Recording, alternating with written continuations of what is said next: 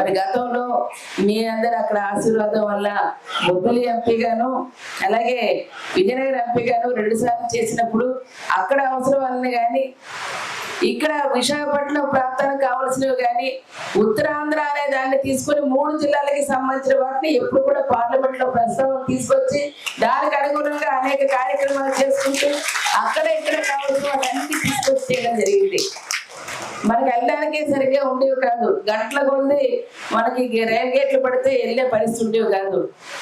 అటువంటి వాటన్నిటికి కూడా దాని ఫ్లైఓవర్లు అవనియండి, ఆర్ఓబీలు అవనండి, ఆర్యూబీలు అవనండి, కొత్త ట్రైన్స్ ఆపకుండా ఏమైనా ఆపాలంటే మీకు ఎలక్ట్రికల్ లైన్ లేదు కాబట్టి మేము ఆపలేమంటే 450 కోట్లతోనే ఎలక్ట్రికల్ లైన్ కూడా చేయించి ప్రతి ట్రైన్ కూడా హాల్టింగ్ ఆగినట్టుగా మరి దాన్ని కూడా తీసుకొచ్చి చేయించాను.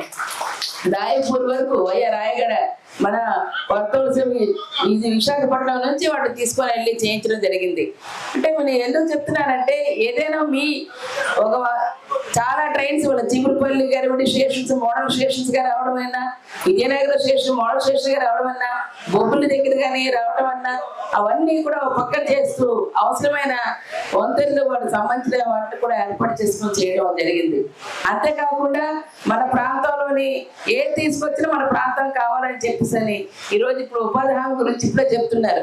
అమ్మ ఎండగా ఉంది కాబట్టి ఒక పూట అయితే బాగుంటుంది, 2వ పూట కాకుండా అని చెప్పేసి ఇది ఎలక్షన్ దీంట్లో ఉన్నాం కాబట్టి ఇటువంటి పరిస్థితుల్లోని అయినా దృష్టిలోకి నుంచి మరి పని కోసం వలసలు వెళ్ళి అక్కడ ఇబ్బందులు పడుతూ ఉన్న పరిస్థితులు వస్తున్నాయని మరి భారతదేశంలో వచ్చినప్పుడు మొదటి ఫేజ్ లోనే విజయనగరం జిల్లాకి తీసుకొచ్చి మరి ఆ తర్వాత శ్రీకాకుళం జిల్లా తీసుకొచ్చి ఉత్తరాంధ్రలోనే మొట్టమొదటిగా పట్టుకొచ్చే పరిస్థితిని కూడా తీసుకొచ్చి అది కారణం మీరందరూ కూడా నన్ను అక్కడ ఎంపీగా పంపించబట్టే మన ప్రాంతం తాలూకా కష్టాలు, మన ప్రాంతం తాలూకా వెలుగుపడుతున్న మన ప్రాంతం తాలూకా ఇబ్బందులు తెలుసుకొని ఈరోజు పార్లమెంట్ లో గట్టిగా మాట్లాడే అవకాశాన్ని కల్పించుకోబట్టే ఈరోజు ఇంకా ఇంకా కార్యక్రమాలు అనేకమైనవి మనం చేసుకోవడానికి అవకాశం కలిగింది. మరి మీరందరూ చాలా అభిమానస్తులు, కుటుంబ సభ్యులు అందరూ ఒక ఇంట్లో ఒక దీంట్లో ఉన్న వాళ్ళ కుటుంబంలో ఉన్న వాళ్ళం. మరి గజనగర కాన్స్టిట్యూన్సీ అవనియండి, చిగురుపల్లి కాన్స్టిట్యూన్సీ అవనియండి, మరి అక్కడ నుంచి ఎక్కువగా వచ్చిన సోదరులు మళ్ళీ ఇక్కడ ఎక్కువ ఉన్నారు కుటుంబాలు. బొబ్బిలి కాన్స్టిట్యూన్సీ అవనియండి, ఇవన్నీ మిమ్మల్ని అందరినీ కోరుతున్నది ఒకటే. ఇవాళ విశాఖపట్నాన్ని కూడా అజెండాలో అనేక అంశాలు ఇస్తూ పరిపాలన రాజధానిగా ఈరోజు మరి ముఖ్యమంత్రి గారు ప్రకటించారు. దాన్ని విజన్ విశాఖ అనే దాంట్లో కూడా వీళ్ళ 1,00,000 కోట్లతోనే వీళ్ళన్నీ మరి దీన్ని తయారు చేయడానికి దానికి కావలసిన అన్ని అటు విద్యతో పని వాటికి సంబంధించినవి కానీ పోర్ట్లు, ఫిషింగ్ హార్బర్లు వాటికి సంబంధించిన ఇప్పటికే ఐటీ సంబంధించినవి కూడా ఇన్ఫోసిస్, రాన్స్టాడ్, అలాగే ఎక్స్టీ ఐటీస్, తర్వాత WNS సెకండ్ ఫేజ్, ఇవన్నీ కూడా ఒక పక్కనే ఐటీ రంగంలోని నడుస్తూ ఉన్నాయి. ఇవి కాకుండా ప్రత్యేకించి రేపు రానున్న దాంట్లోని Adani data centre, Amazon, Flipkart glossary services అటువంటివి కూడా రావడంతో పాటు మనకి ఇప్పటికే మనకి సెర్జ్ కూడా ఉన్నది అక్షరాపురంలోని.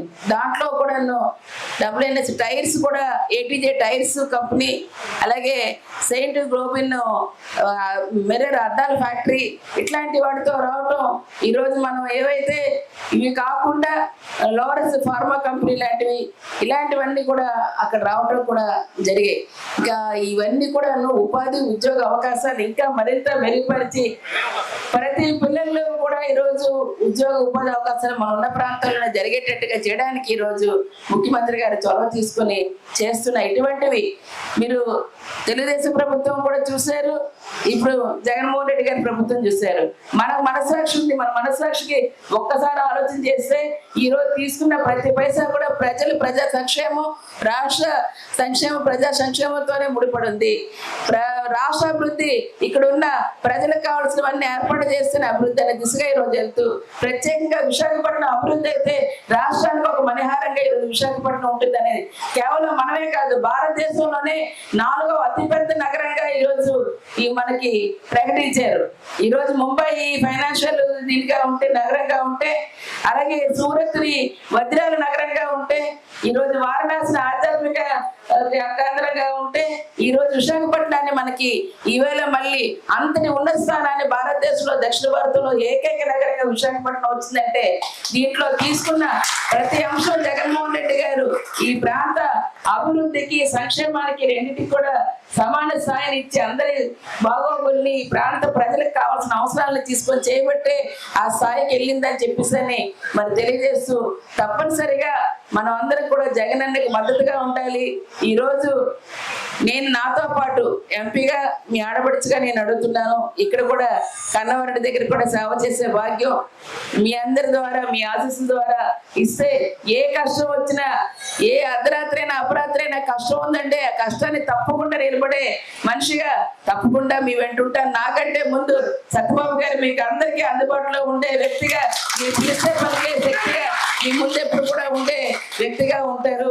మరి దయచేసి నాతో పాటు ఇక్కడ పోటీ చేస్తున్న ఇవాళ జగన్మోహన్ రెడ్డి గారు మళ్ళీ ముఖ్యమంత్రి కావాలి, విశాఖపట్నం పరిపాలన రాజధానిగా కావాలి, మన పిల్లలకి బంగారు భవిష్యత్తు ఇవ్వాలంటే పరిపాలన రాజధాని వచ్చి విజన్ విశాఖలో ఉండే ప్రతి అంశాన్ని కూడా ఈవేళ మనం ఏర్పాటు చేసుకున్నట్లయితే తప్పకుండా ఈవేళ ఏవైతే ఉన్నాయి విదేశీ కంపెనీతో సైతం ఈ రోజు ఇక్కడ వచ్చి పెట్టేందుకు సిద్ధంగా ఉంటారు. అటువంటి పరిశ్రమలకి ఈ రోజు పునాదిగా ఈ వెళ్ళాల్సిన అవసరం కూడా ఈ విశాఖపట్నం ప్రాంతం ఉంది, తీర ప్రాంతం ఉంది, మైదాన ప్రాంతం ఉంది, ఇవాళ రైల్వే కనెక్టివిటీ ఉంది, వాళ్ళకి ఇంటర్నేషనల్ ఎయిర్పోర్ట్ వస్తున్నాయి. ఇవన్నీ కూడా మనకి రానున్న రోజుల్లో మరింత ఏ వ్యాపారాలు చేసుకున్నా ఇంకా ఉద్యోగ ఉపాధి అవకాశాలతో పాటు టూరిజం కూడా ఈరోజు డెవలప్ అయ్యే పరిస్థితులు మనకు అన్ని ఉన్నాయి కాబట్టి